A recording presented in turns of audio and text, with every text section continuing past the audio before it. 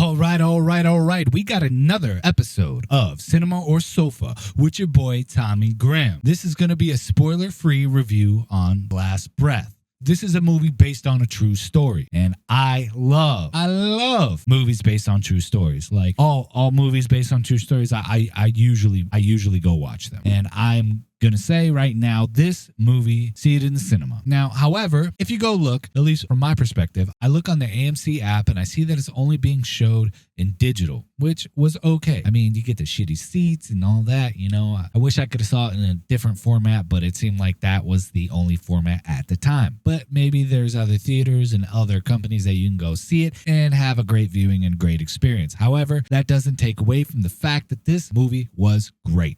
It was awesome. It's a drama thriller. Kept me on the edge of my seat, teeth chattering, nail biting. Actually, I don't bite my nails. I find it kind of gross. I just never got into it. I don't know why people do it. But this movie was great. I have a huge fear of the ocean, so this really played into that, especially this is a deep sea ocean movie, all right? So I'm afraid to just step in the water, even on the shallow end, because I consider it, like a quote from the movie, that's like outer space, okay? We know more about outer space, allegedly, than we do actually about our deep sea ocean. That's right here on this earth, okay? So that says a lot, in my opinion. Anyways, this movie was great, all right? It hit all the points. There was a couple parts because I did come back and watch the actual documentary on Amazon Prime. I rented it, and there is a part that didn't make sense why they wouldn't put this in the movie. But then again, these trips take months, years, months, whatever, out of people's lives, and they had to cram that all into one movie.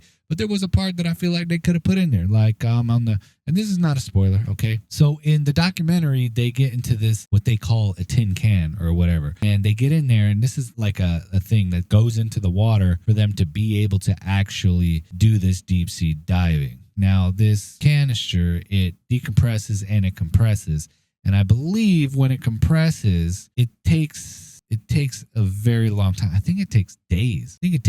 I'm not sure. Don't quote me on that. But what it does is it pumps helium. It pumps helium into this thing. And the three guys, you see them right here, right? They get squeaky voices because the helium gives people squeaky voices. This was said in the documentary. I don't know why they didn't put that in the movie. Maybe it would have taken away from the seriousness of the situation. That's possible. But in the documentary, they were just like, yeah, it sounds funny at first and we have a good time, but that novelty wears off because it's a long time. And well, you're into some serious shit. You're going how deep into the ocean? 200 feet? Whatever. Scary stuff.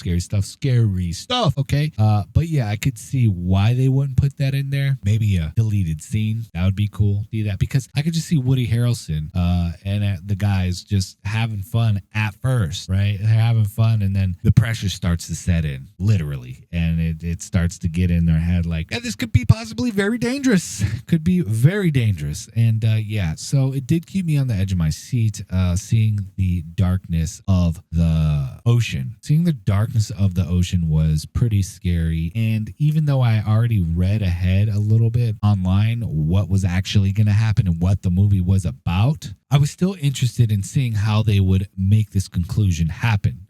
How would this go together? You know? So yeah, it was still a good movie.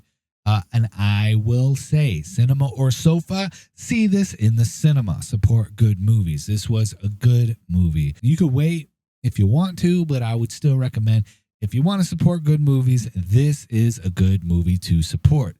Go ahead, watch that in the theater, have a good time, get some popcorn, and enjoy yourself. All right, this was a good movie. Shout out to Woody Harrelson and the rest of the guys. Simu Liu.